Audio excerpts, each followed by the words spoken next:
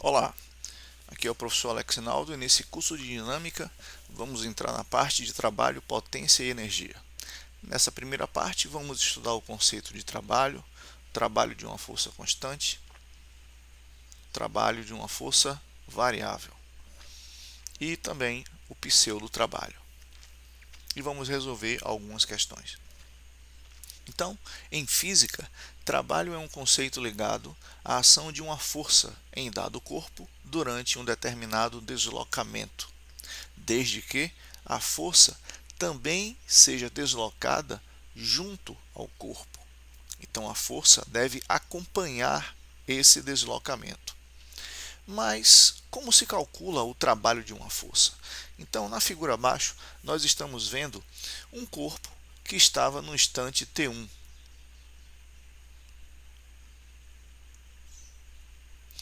Ele então começou a ser puxado por esta força aqui, ó, força F. E veja que essa força F tem uma inclinação de um ângulo θ em relação à direção do deslocamento. O deslocamento é horizontal para a direita. Veja que entre o vetor deslocamento e o vetor força existe esse ângulo aqui, esse ângulo θ.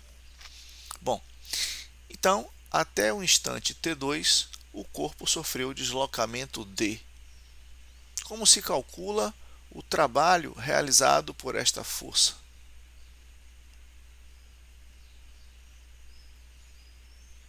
Essa é a letra grega tau, mas em alguns livros também se utiliza para determinação da força a letra W. Então, qual seria o trabalho dessa força durante esse deslocamento? Bom, primeira coisa que você tem que fazer quando a força estiver inclinada em relação à direção do deslocamento é decompor, fazer a decomposição vetorial desta força. E aí você vai perceber o seguinte, que não é toda a força F que atua durante esse deslocamento, apenas a sua componente horizontal Fx. Fx contribui para que aconteça o deslocamento, enquanto que Fy não está nem ajudando nem prejudicando. Então Fy, nesse caso, não realiza papel algum para o deslocamento deste corpo. Então nós podemos dizer que o trabalho realizado pela força F é dado apenas pela força Fx, porque somente ela atua na direção do deslocamento. E veja que eu falei direção. A direção do deslocamento é horizontal, a direção da força Fx é horizontal. Neste caso, os sentidos são iguais. Neste caso aqui, você pode dizer que o ângulo entre esses dois vetores, vou chamar o ângulo de θ, é 0 grau. Mas Fx poderia estar apontando totalmente para a esquerda. E aí o ângulo seria 180. Tá bom? Então, já que o trabalho da força é dado apenas pela parcela da força que atua na direção do deslocamento, Fx, temos que saber calcular Fx. Bom, isso é muito fácil, né? Isso aqui é um triângulo retângulo. É só lembrar das relações trigonométricas. Se você tirar aqui o seno de θ, você vai ver que ele é cateto oposto, e o cateto oposto é esse tamanho daqui para cá, e esse tamanho daqui para cá é exatamente o tamanho de Fy sobre a hipotenusa F. Então, Fy é igual a F seno de θ. Por outro lado, se você tirar o cosseno de θ, o cosseno vai ser o quê? Cateto adjacente, que é justamente esse vetor aqui, ó, o Fx, sobre a hipotenusa, que é o maior lado, F. Então, Fx, fazendo a multiplicação aqui, produto dos meios igual a produto dos extremos, igual a F cosseno de θ. Nós já vimos que, nesse trabalho, Fy não desempenha papel algum. Ele não ajuda nem atrapalha no deslocamento, mas o Fx, sim. É ele que está contribuindo para o deslocamento. Então, no lugar de fx, vamos colocar quem ele é. F cosseno de θ vezes d. Veja que o ângulo θ é o ângulo entre o vetor deslocamento e o vetor força. Ok? Nos livros, essa notação vai aparecer assim, ó, trabalho da força igual a F d cosseno de θ. Na maioria da literatura, esse cosseno é colocado no final, mas eu prefiro colocar ele aqui, entre a força e o deslocamento, para que o estudante lembre que esse daqui é o ângulo entre dois vetores, entre o vetor força e o vetor deslocamento. Tudo bem? Então, por ser perpendicular ao deslocamento d, Fy não realiza trabalho, ou seja, por ser perpendicular, Fy não contribui ou age contra o deslocamento do corpo. Por atuar na mesma direção, horizontal neste caso, do movimento do corpo, apenas o Fx importa, como já tínhamos dito antes. Pseudo-trabalho.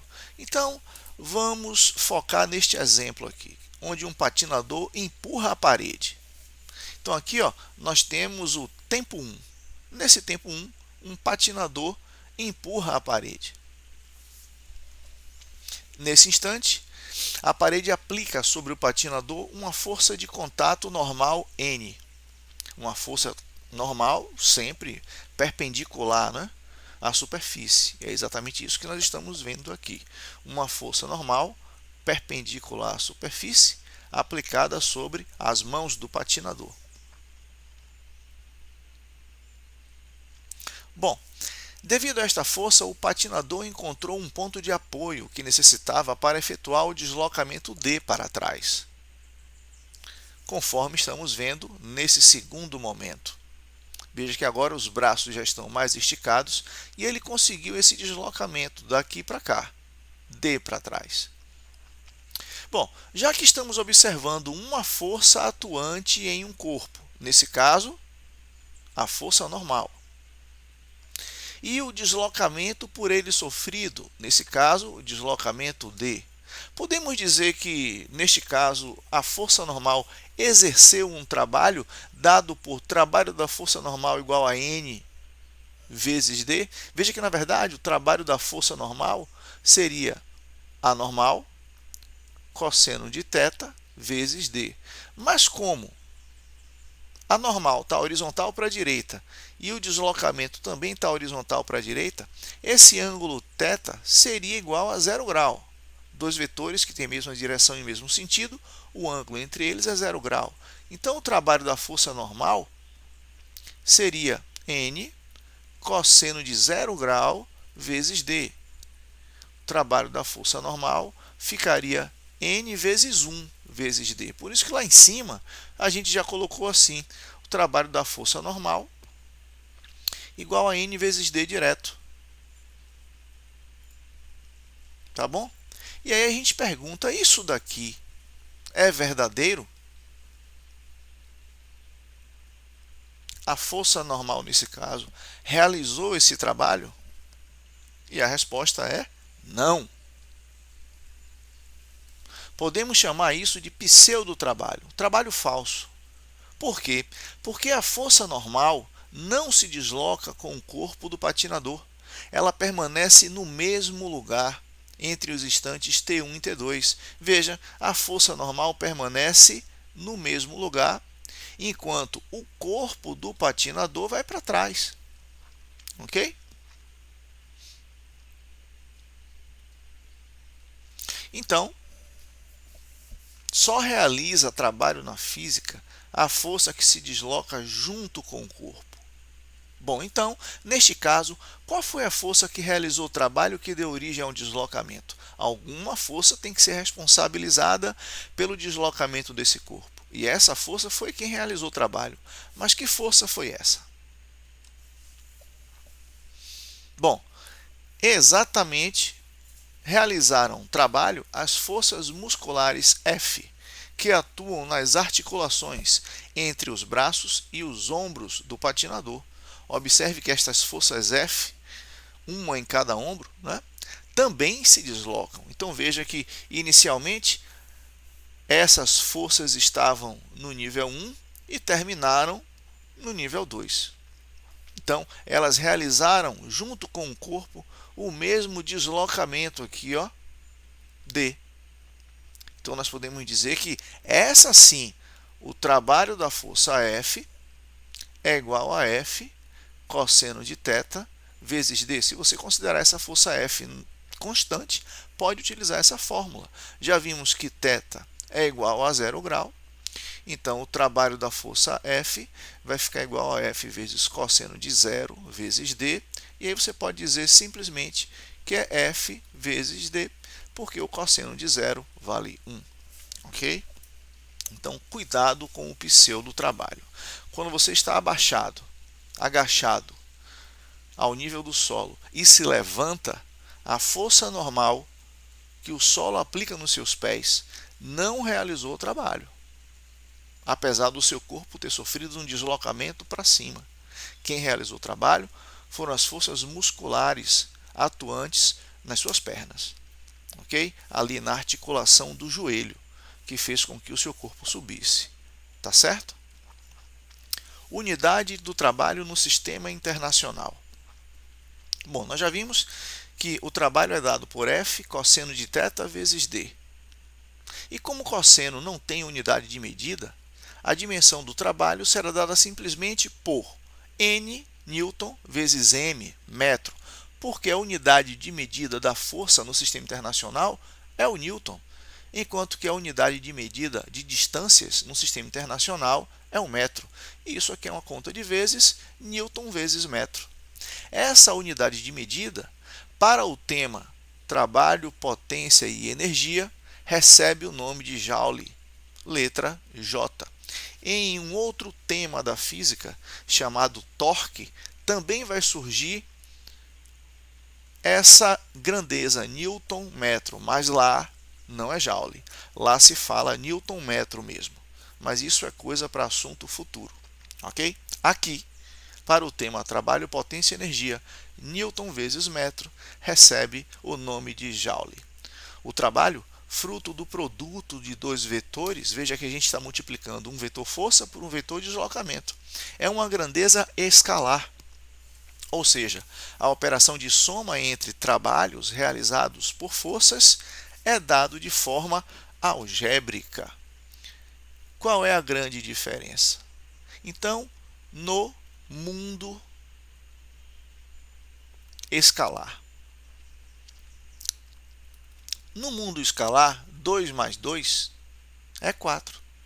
No mundo escalar, 5 somado com menos 3 é 2. No mundo escalar, 5 mais 5 é 10. E é bem mais simples. Bom, já no mundo vetorial, se a grandeza é vetorial, o que acontece no mundo vetorial? Agora você tem que fazer uma operação geométrica. Veja que nesse caso, o vetor de tamanho 3 somado com outro vetor de tamanho 3 pode dar como resposta 0. Se eles forem opostos, vetor de tamanho 3 somado com outro vetor de tamanho 3 pode dar como resposta esse vetor aqui, ó, que seria a diagonal de um quadrado, 3 raiz de 2. Não é isso mesmo? Então, veja aqui, vetor de tamanho 3 somado com vetor de tamanho 3, ângulo aqui de 120 graus, pode dar como resposta um vetor de tamanho 3. Então, 3, 3 e 3 aqui. Então, quanto é 3 mais 3 no mundo vetorial? Existem infinitas possibilidades, porque tudo vai depender do ângulo entre os vetores, ok? Aqui 90, aqui foi 180. Então, a depender do ângulo da conexão desses vetores, a soma pode dar qualquer valor, né? Vai depender do ângulo. Já no mundo escalar, não. 2 mais 2 é 4 e 5 mais 5 é 10 e pronto. Então, esse tema trabalho, potência e energia, vai trabalhar com grandezas escalares, onde a soma acontece na forma algébrica. Classificação do trabalho. Então veja, no corpo acima, durante esse deslocamento desse vetor roxo, atuam 5 forças, F1, F2, F3, atua também o peso, devido ao campo gravitacional, e atua a normal, devido ao contato entre o bloco e a superfície. Veja que nesse caso eu fiz questão de desenhar o normal com tamanho diferente ao peso. Por quê? Porque existe aquela F3Y para cima também, né? Então, neste caso, nós podemos dizer que na vertical, o peso está se equilibrando com a soma da normal mais F3Y. Ok? Bom, F1, essa força azul escura, atua no mesmo sentido, 0 grau do deslocamento, ou seja, a seu favor. Então, quando isso acontece, nós dizemos que ela realiza um trabalho motor, um trabalho positivo. Já a força F2 e a decomposição horizontal de F3, que é o F3x, veja aqui o F3x e F2, atuam no sentido oposto, estão a 180 graus do deslocamento, apontando para o lado esquerdo. Então, neste caso, essas forças realizam um trabalho resistente, um trabalho negativo. Ok? Por que negativo? Porque, nesse caso, essas forças que realizam trabalho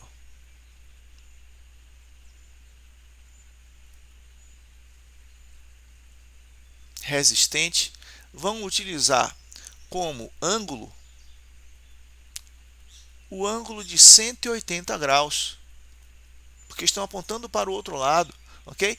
O trabalho dessa força então vai ser F e o cosseno de 180 é menos 1. Ok? Então veja que o trabalho da força resistente realmente é menos F vezes D. Tá bom? Bom, o peso, a decomposição vertical de F3, o F3Y e a normal realizam um trabalho nulo, não realizam trabalho nenhum, ou seja, não ajudam nem prejudicam o deslocamento. Por quê? Porque o peso está a 90 graus do deslocamento, a força normal também e a força F3Y também. Então, todas elas realizam um trabalho nulo. Então, existem esses 3 tipos de trabalho.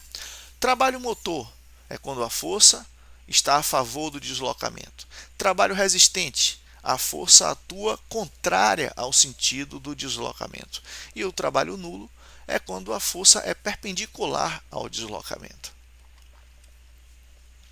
Trabalho da força resultante. Se num corpo atuam várias forças, F1, F2, F3, Fn, a força resultante, nós já vimos isso em dinâmica, Fr, é dada pela soma vetorial das forças, todas. E soma vetorial é uma soma geométrica. Você tem que somar as forças de 2 em 2, né? Ou utilizar um papel quadriculado para utilizar técnicas como versores para encontrar o vetor resultante.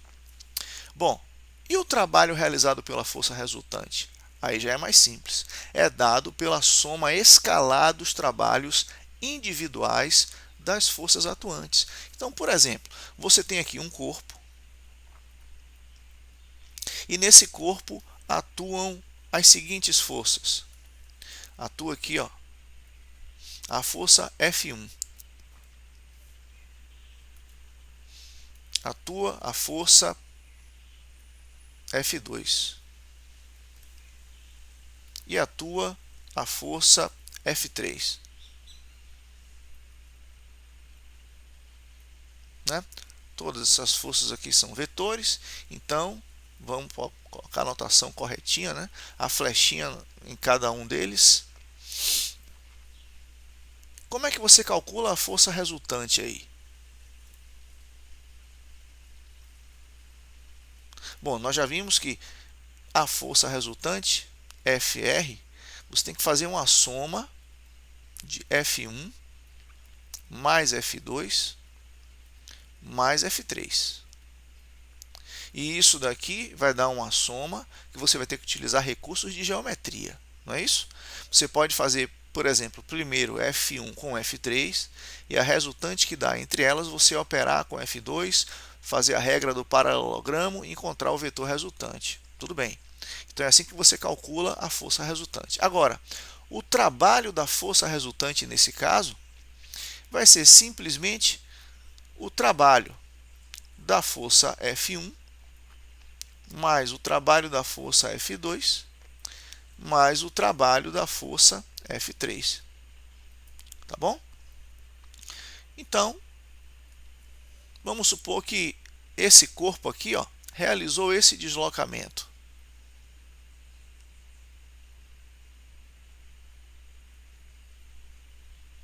Então, você vai ter que calcular o trabalho de F1, que vai ser F1 cosseno de θ vezes D. Vai ter que calcular o trabalho de F2, que é F2 cosseno de θ vezes D. Vou chamar aqui de outro ângulo, né? Φ. Cada vetor tem um ângulo diferente em relação ao deslocamento. E aqui o trabalho da força F3, que vai ser F3 cosseno de alfa vezes D. Esses ângulos θ, φ e alfa são os ângulos que os vetores têm em relação ao deslocamento. Pronto, depois que você tiver essas contas feitas, basta somar. E aí você vai ver que você vai ter trabalho positivo somado com trabalho negativo, trabalho motor somado com trabalho resistente, somado com trabalho nulo. A soma de todos esses trabalhos vai dar o trabalho da força resultante. Ok? Trabalho da força-peso em descidas e subidas em ambientes de campo gravitacional uniforme. Então, primeiro, o trabalho da força-peso nas descidas. Como o vetor peso e o vetor deslocamento possuem mesma direção e sentido na descida, o ângulo θ entre eles é 0 grau. Logo, o trabalho do peso será dado por trabalho do peso igual a P cosseno de θ vezes o deslocamento H, e aqui vai ser o cosseno de 0, que vale 1. Ok? E o peso? O peso é dado por massa vezes gravidade, e aqui o valor da altura.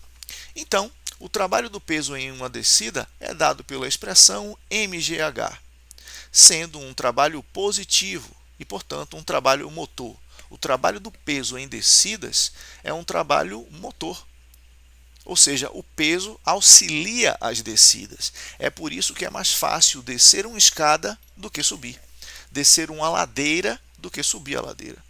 Ok? Porque na descida o peso contribui. Agora, situação número 2.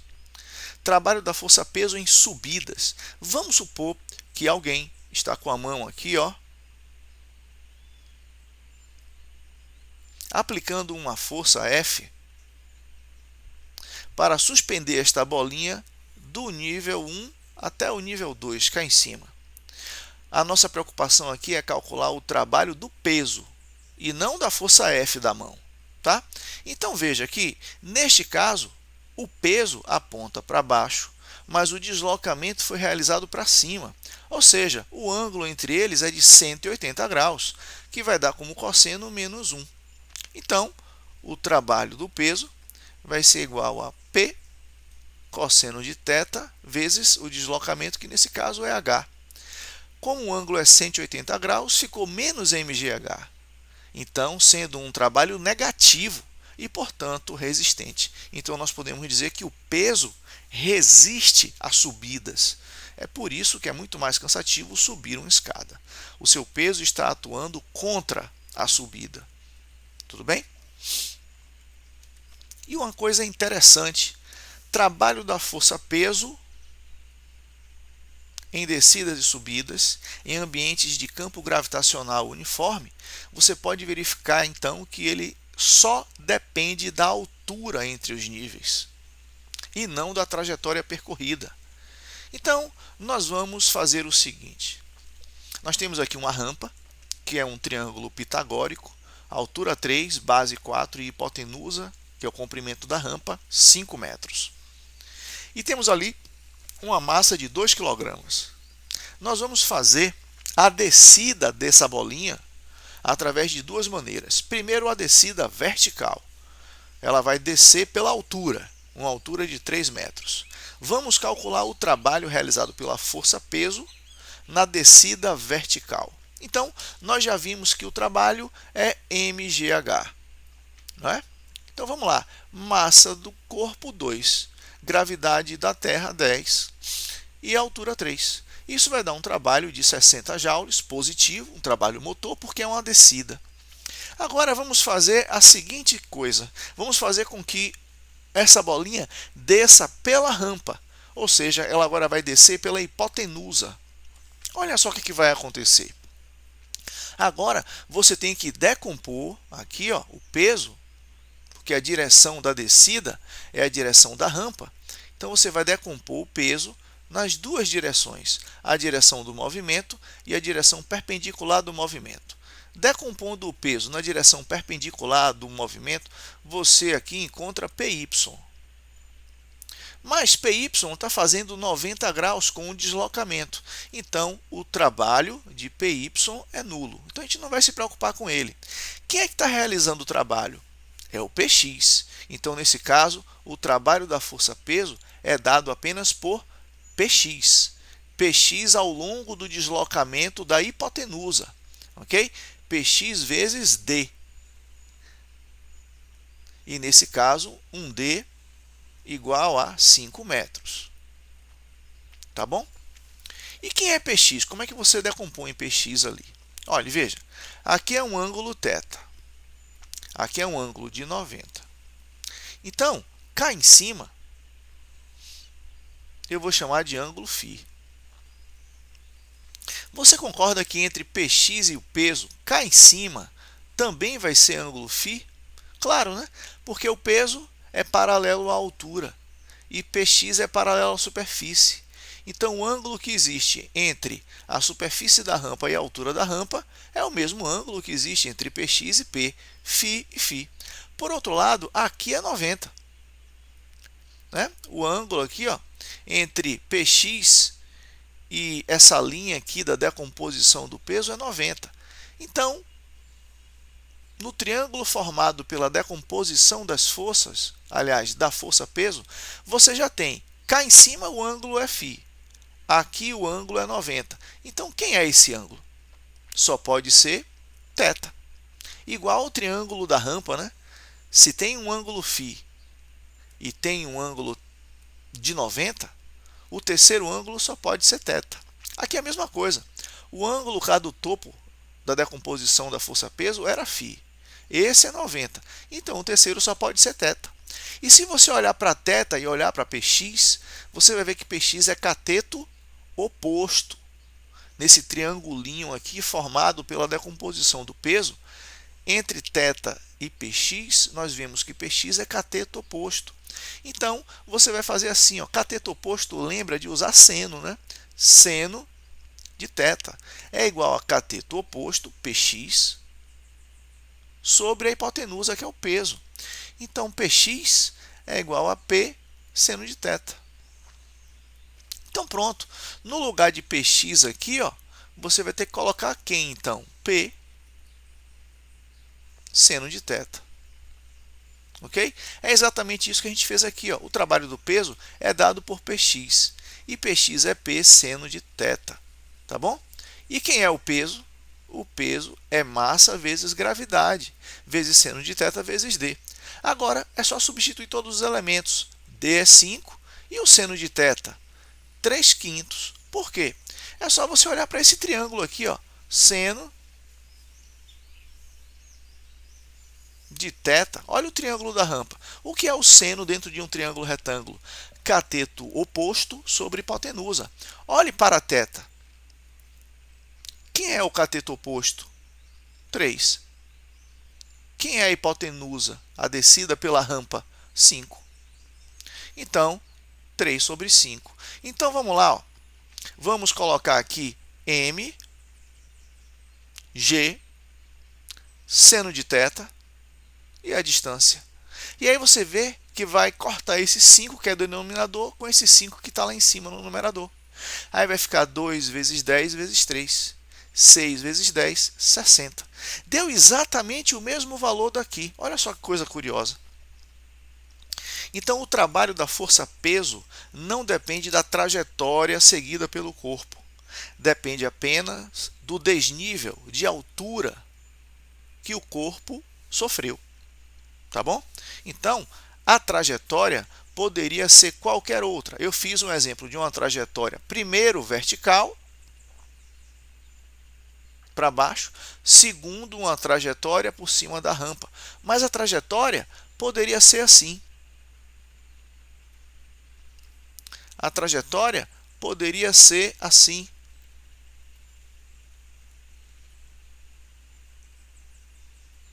A trajetória poderia ser assim.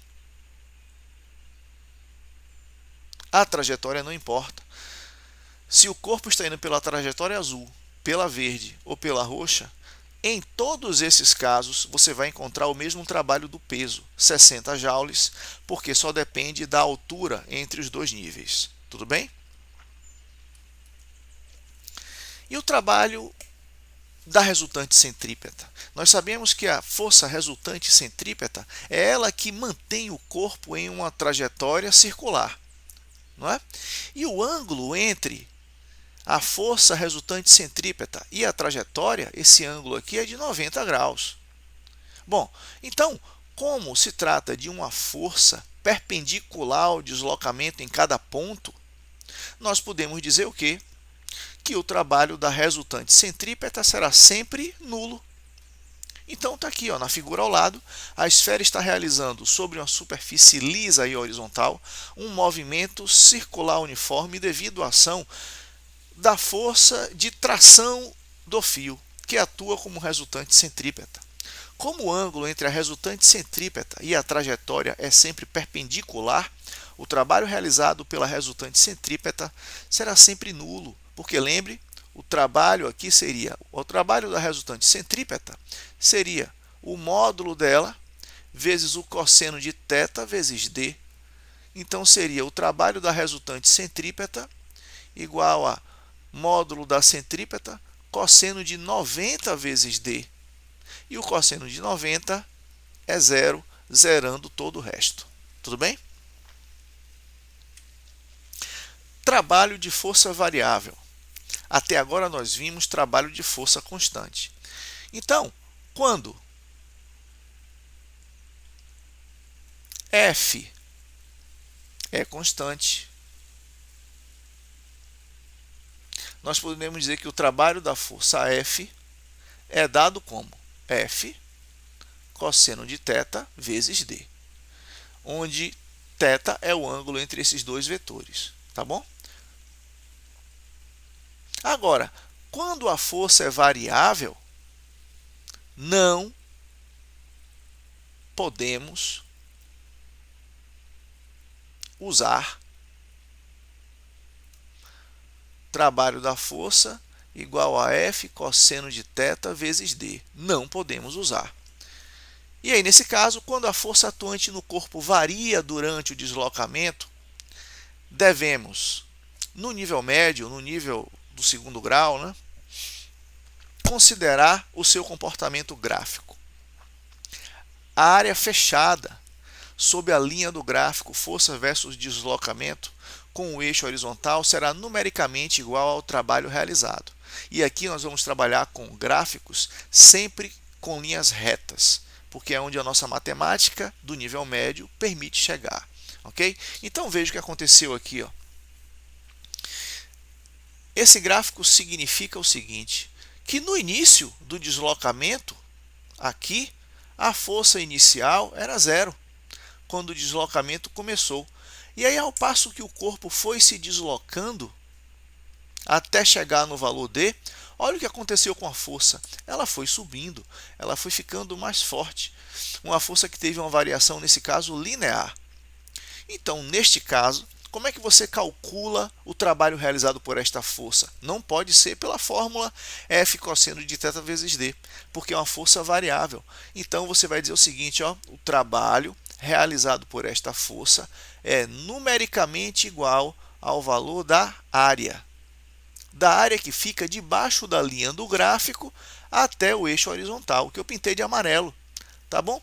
Veja que neste caso se formou um triângulo nesse caso, né? Mas poderia ser um retângulo, poderia ser um trapézio. Ok? Você vai ver a figura que se forma na hora. E aí você tem que ter na cabeça a fórmula dessas figuras geométricas.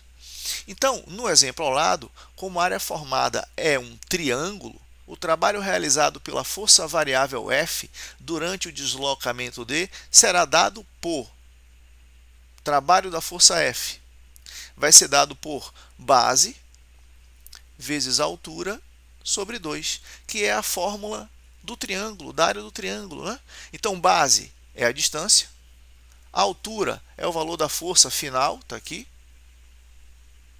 força final, altura, né? Sobre 2. Um exemplo de força que tem o comportamento dado pelo gráfico ao lado é a força elástica, que depende da constante elástica e da deformação. É uma força diretamente proporcional a uma deformação, né? Lembre que esse K aqui é a constante elástica dada em newtons por metro no sistema internacional. E ela é que diz se a mola é dura ou mole. Quando o K é elevado, é uma mola dura, é uma mola difícil de esticar ou de comprimir. Quando esse K é baixinho, é uma mola mole, ela é fácil de esticar e de comprimir. Tá bom? Então, está aqui o exemplo. No primeiro momento, você não tem nada puxando a mola, então podemos dizer que a posição inicial da mola aqui é 0. Ok? Como a mola está na posição relaxada, a força elástica aqui também é 0. Tá bom? É isso que simboliza esse ponto aqui. Deformação 0, força 0. Tá? Bom, aí o que acontece? Alguém pendura um peso. E aí a mola ela vai sair da posição inicial para a posição final. Ela vai sofrer uma deformação x, ou seja, ela vai sofrer esse deslocamento x aqui. Ok? Então, a força aqui, ó, a força elástica é dada por K vezes x. Veja que a força saiu do zero até o valor K vezes x. Tá bom? E é vamos dizer assim, é um comportamento linear. Então, qual foi então o trabalho realizado pela força elástica nesse caso? Vai ser numericamente igual ao valor da área. E nesse caso aqui, área de triângulo, neste caso, que é o que? Base vezes altura sobre 2. Então vamos lá, o trabalho realizado pela força elástica. Na base, nós temos x. Na altura, nós temos o valor da força final. A força final tem como módulo Kx. Então está aqui, força final sobre 2. Só que aí fica x vezes x, kx² sobre 2.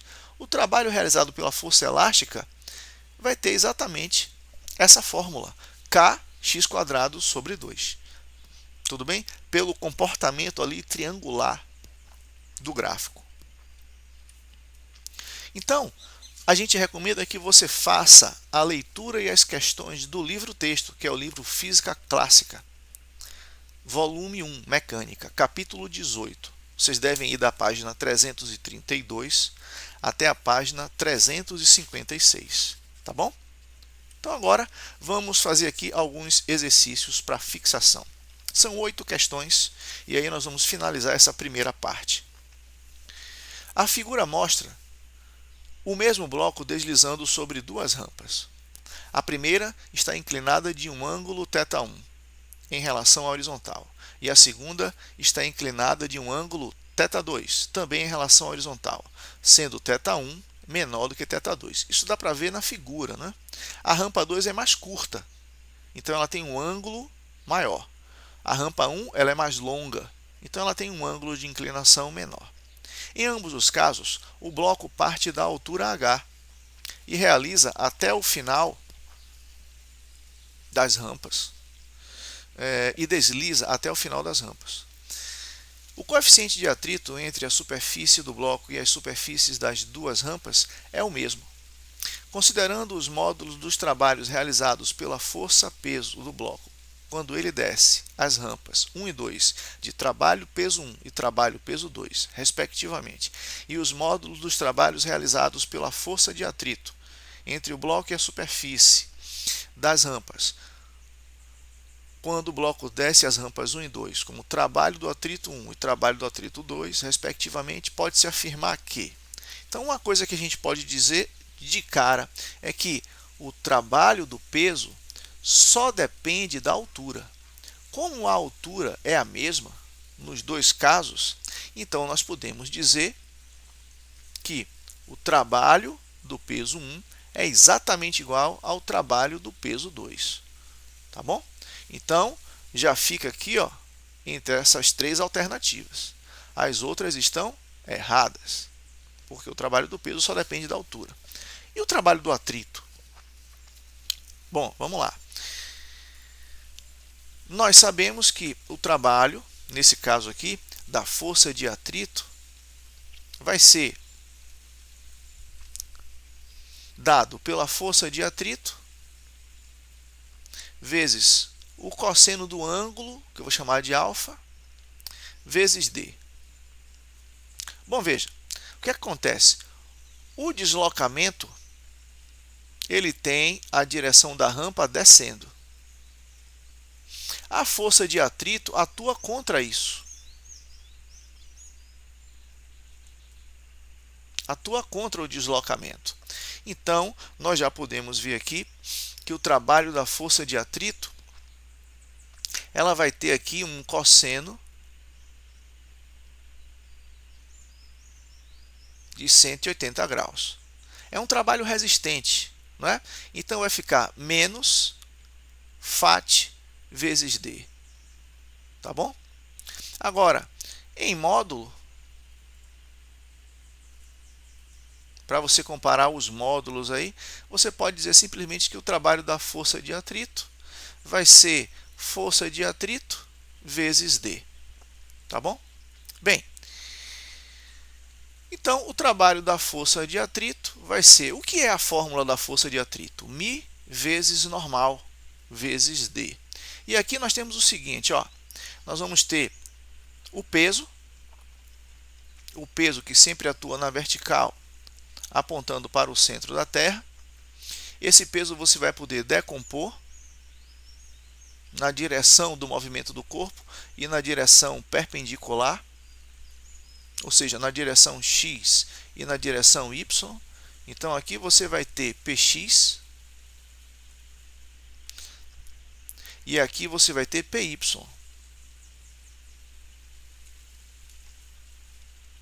E a normal? A força normal vai ser exatamente essa desenhada aqui, ó.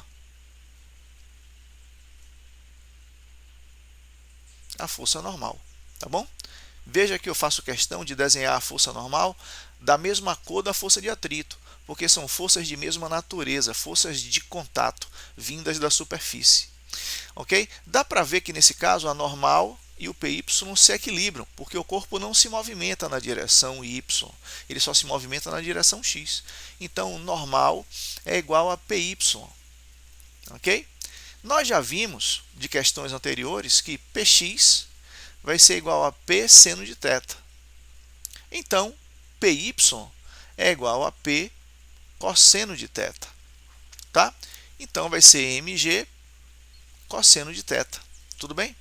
Então, veja, como a normal é igual a Py, você pode dizer que o trabalho da força de atrito é igual a μ vezes Py, que é igual a normal, né? Vezes D. Ou seja, μ vezes. O que é Py? Mg cosseno de θ. Vezes D. Tá? Pronto. Bom, por outro lado, dá para ver o seguinte: se você considerar o deslocamento total, o deslocamento pegando do topo da rampa, o deslocamento é a própria hipotenusa, né? Ele vai, ó, até embaixo. Então esse é o vetor de deslocamento todo, tá bom? Se você olhar para o ângulo, né? Quando tem assim, ó,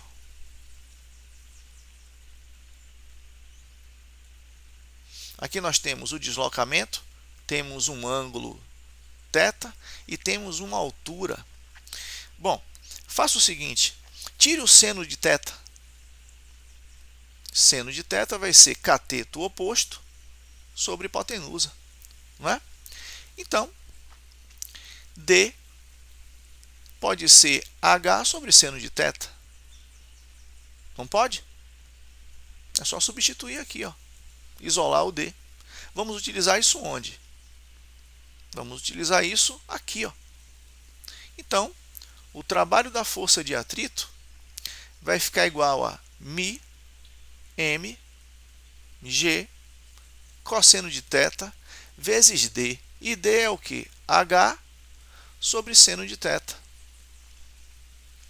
Então, o trabalho da força de atrito vai ser igual a μ m g h.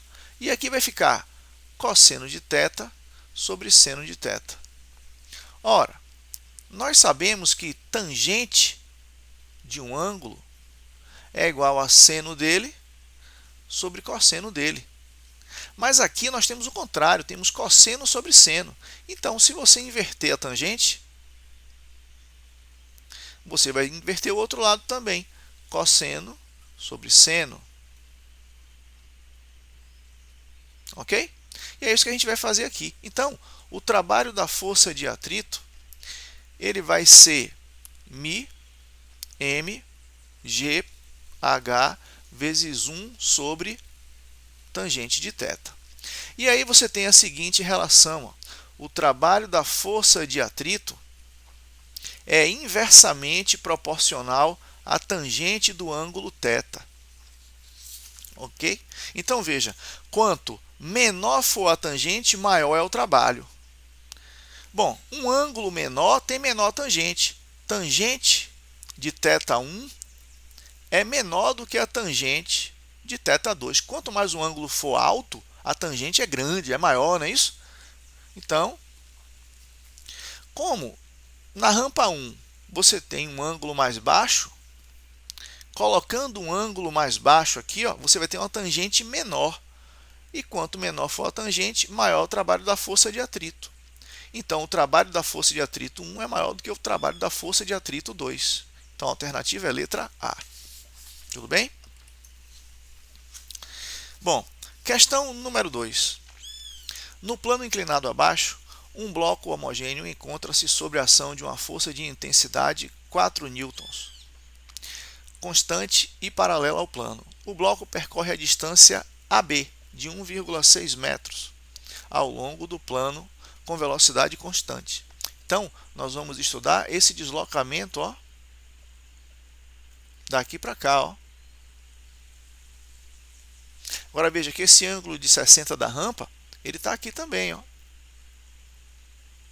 Tá bom? Então aqui é a alturazinha, ó, que ele subiu. Tá bom? De A para B.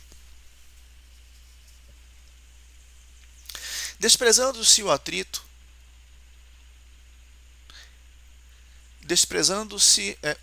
então a massa do bloco e o trabalho realizado pela força-peso, quando o bloco se desloca do ponto A para o ponto B, são respectivamente. Ele deu a gravidade 10, deu o seno e o cosseno de 60.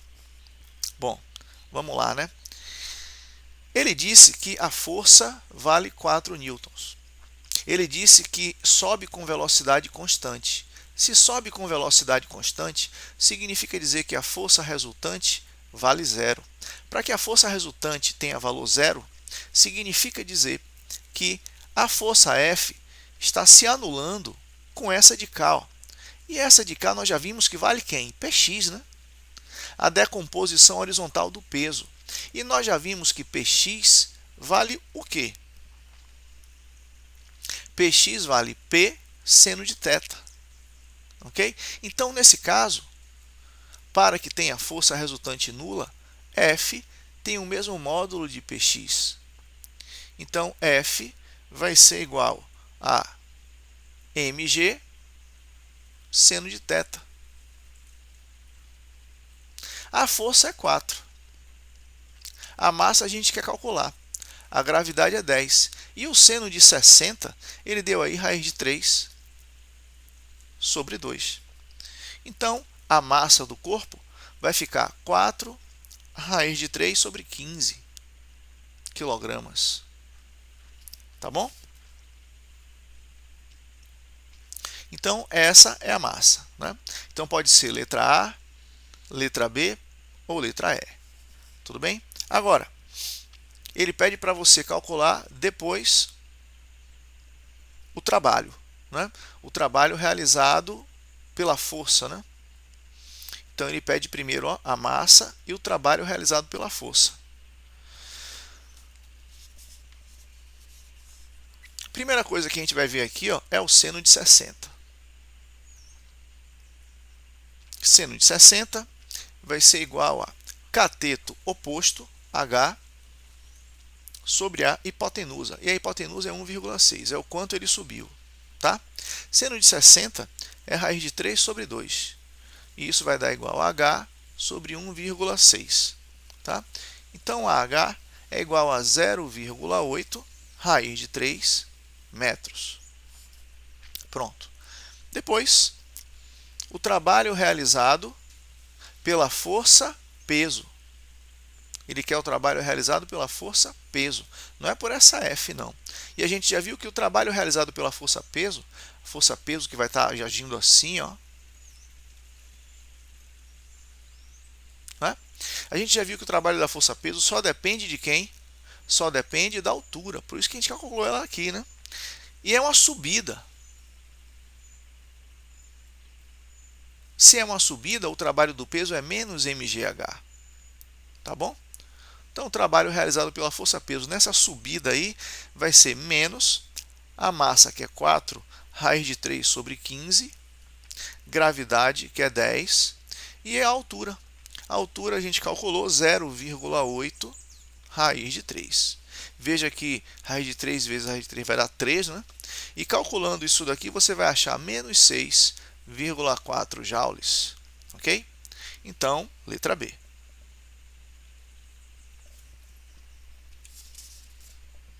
Próxima questão. O trabalho realizado por uma força constante que atua em um corpo na direção do seu movimento é calculado pelo produto entre a força e o deslocamento realizado pelo corpo sob a ação dessa força. Se a força está a favor do movimento, dizemos que seu trabalho é motor. Se a força está em sentido contrário ao movimento, dizemos que seu trabalho é resistente.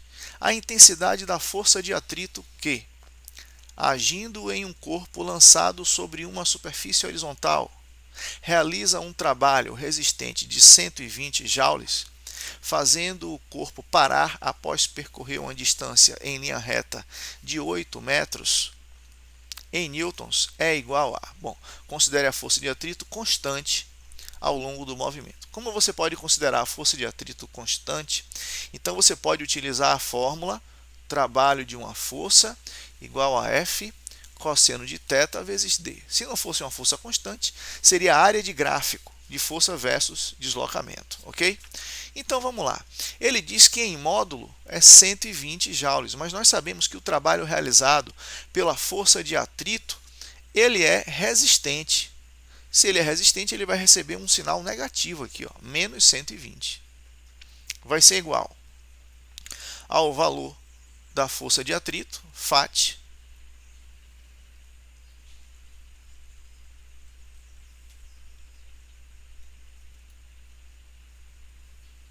ok? Vezes um deslocamento, né? De 8. Melhor aqui colocar, ó, o cosseno logo, né? Que vai ser o cosseno de 180. Vezes um deslocamento de 8. Então vai ficar menos 120. igual a força de atrito vezes menos 1, que é o cosseno de 180, vezes 8. Então veja que esse menos aqui ó, vai dar mais, então vai ficar uma força de atrito igual a 120 sobre 8, que vai dar 15 newtons. Ok? 15 newtons. Ah, professor, e se eu esquecesse de colocar esse menos aqui? Você ia achar menos 15 newtons. E aí você ia dar a resposta em módulo, ia encontrar a mesma coisa, né? Esse menos diante do sinal, esse menos diante de uma força, fala apenas do sentido, né? Do sentido dele. Aqui nós já colocamos o trabalho como negativo e calculamos o módulo da força de atrito, né? Mas se nós não tivéssemos colocado o sinal ali no trabalho, o cosseno de 180 iria forçar você a encontrar uma força negativa, tá bom? Questão 4. Um elevador, de modo simplificado, pode ser descrito como um sistema composto por duas massas ligadas por uma corda inextensível e suspensas por uma polia de eixo fixo. Uma das massas é um contrapeso e a outra massa é a cabine com seus passageiros. Considerando uma situação em que a cabine executa uma viagem de subida, é correto afirmar que... Então veja, a coisa acontece mais ou menos assim. Ó. Nós temos imagine uma polia presa ao teto.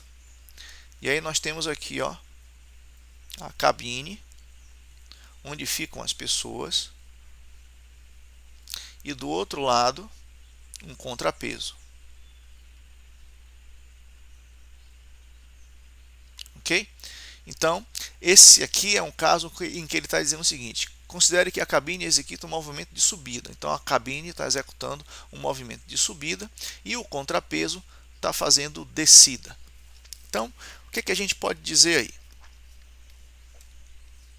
Nessa quarta questão, o trabalho realizado pela força-peso é negativo sobre a cabine e positivo sobre o contrapeso. Exatamente, né? Verdadeiro, letra A. Veja os outros. O trabalho total realizado pela força-peso sobre o conjunto cabine e contrapeso é sempre nulo. O trabalho total realizado pela força-peso sobre o conjunto cabine e contrapeso é sempre nulo. Isso pode confundir com o de cima. O trabalho realizado pela força-peso é negativo sobre a cabine e positivo sobre o contrapeso. Bom, veja que você pode, nesse caso aí, começar a ter uma confusão nessa situação, porque parece que os dois estão falando a mesma coisa, não é? Letra C. A energia cinética do contrapeso tem sempre o mesmo valor da energia cinética da cabine, pois as duas velocidades têm o mesmo módulo. Esse de cá você já vê de cara que é falso. Por quê? Porque a energia cinética depende da massa, mv² sobre 2. Como as massas são diferentes, as energias cinéticas são diferentes. Tá bom? Bem, a energia potencial da cabine é sempre decrescente nessa viagem. A energia potencial da cabine ela vai ser crescente para a cabine e decrescente para o contrapeso. Então, falso também. Ok? Agora, o trabalho total realizado pela força-peso sobre o conjunto cabine e contrapeso é sempre nulo? Bom, veja, o trabalho de subida aqui, ó, vai depender da massa da cabine.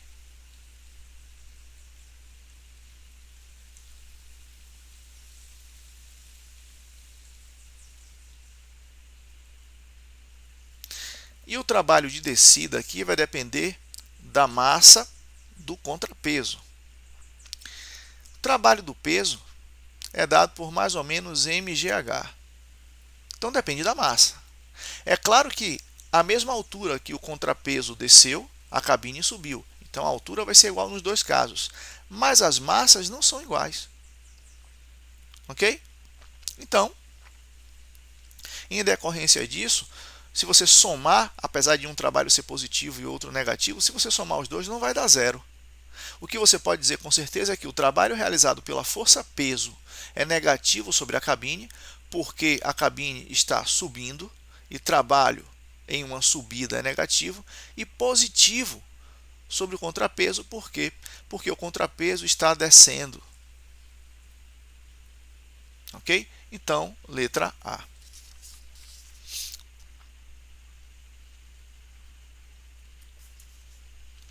Questão número 5. A figura abaixo representa um pêndulo cônico.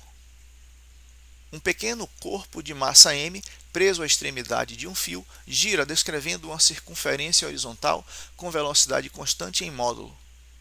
E o fio forma um ângulo θ com a vertical. Tração e peso são, respectivamente, a força de tração exercida pelo peso e a força-peso. Considere as afirmações sobre o trabalho realizado por essas forças. Então veja. 1. O trabalho realizado pela componente vertical do peso, ou melhor, o trabalho realizado pela componente vertical da força de tração é nulo. Ele está dizendo o seguinte, ó, durante o movimento dessa bolinha aqui, ó, você tem TY, que é a componente vertical da força de tração. E TY está formando 90 graus com a trajetória. Então, o trabalho de TY, por ser perpendicular, é zero. Então, verdadeiro. O trabalho realizado pela componente radial da força de tração é nulo. Componente radial é esse aqui, ó, que é o Tx. E o Tx aí, nesse caso, está exercendo a função de quê? De resultante centrípeta, que também forma 90 graus aqui, ó, com a trajetória. Então, o trabalho realizado por Tx também é zero, verdadeiro. E o trabalho realizado pela força-peso é nulo. O peso também forma 90 graus com a trajetória aqui, ó. Então, verdadeiro.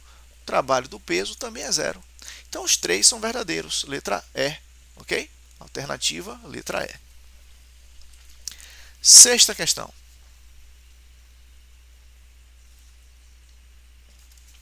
Uma pessoa, ao realizar um serviço na fachada de uma casa, fica apoiada pelos dois pés no topo de uma escada. Suponha que a escada perde o equilíbrio e tomba para trás, sem deslizar o ponto de apoio com o solo. Suponha também que a escada é indeformável e que a trajetória do ponto de contato da pessoa com a escada seja um arco de círculo. Considere que a escada exerce sobre o usuário uma força de reação que tem direção radial nesse arco de círculo. Sobre o trabalho realizado pela força de reação da escada sobre os pés do usuário durante a queda, é correto afirmar que. Então, essa questão está falando do seguinte problema. Nós tínhamos aqui, ó, o solo, a parede, e aí temos aqui a escada. A escada está apoiada aqui. E aqui está o trabalhador, né? Vou botar aqui o trabalhador na cor azul. Ele está aqui, ó. Os pés aqui, uma mão aqui, a cabeça, outra mão na parede fazendo o trabalho, tá? E aí o que é que acontece? Logo em seguida,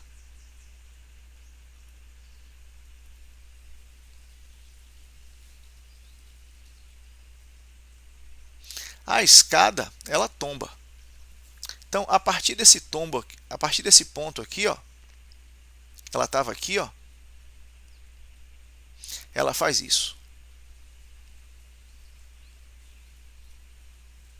E bate aqui. Ela faz uma trajetória circular e bate aqui. Durante todo esse movimento da escada, ó, de descida, a pessoa vai estar segurando a escada e os pés aqui. Ok? Veja que durante todo esse movimento, a força que a escada exerce sobre os pés é uma força para cima, uma força normal, que é perpendicular à trajetória, ok? Então nós podemos dizer que a força é uma força normal, perpendicular à trajetória que foi descrita, que é um trecho de circunferência. Então o trabalho é nulo por causa do ângulo de 90 graus. Tudo bem? Então é nulo, pois a força de reação é perpendicular ao deslocamento, letra A. Sétima questão. Uma criança em um velocípede é puxada por seu pai por uma distância horizontal de 20 metros. Então nós já sabemos aqui o valor do deslocamento, 20 metros. Sob a ação da força resultante constante Fr, orientada conforme esquema a seguir. Desprezando as forças dissipativas, calcule em joules o trabalho realizado por Fr quando o conjunto velocípede e criança percorre a distância de 20 metros. Nós já sabemos que o trabalho de uma força é F cosseno de θ vezes D. E θ é o ângulo entre D e F. Mas nós podemos dizer também que o trabalho da força é apenas o Fx dela, vezes D, né? Porque F cosseno de θ é o Fx. Só que nesse caso, o Fx dá para ver claramente quem ele é. Olha ele aqui, ó. Então esse é o Fx. Se cada tracinho desse vale 2 newtons, então 2, 4, 6, 8. Então nós temos aqui um trabalho de Fx igual a 8 em um deslocamento de 20. Ok? Então isso daqui vai dar um trabalho de 160 joules. Ok? E por fim, a questão número 8. Uma força variável F atua num corpo conforme o comportamento dado pelo gráfico ao lado. Determine o trabalho da força de 0 a 2 metros. Então, o trabalho da força de 0 até 2 metros. Então, você vai ter que pegar, como se trata de um comportamento de uma força que é variável até 2 metros, depois fica constante. Você vai fazer o quê? De 0 a 2 metros, você vai pegar a área desse triângulo aqui, ó, que pega o deslocamento de 0 até 2 metros, para calcular a letra A. Então, vamos lá. Vai ser base 2 vezes altura, que é 4, sobre 2.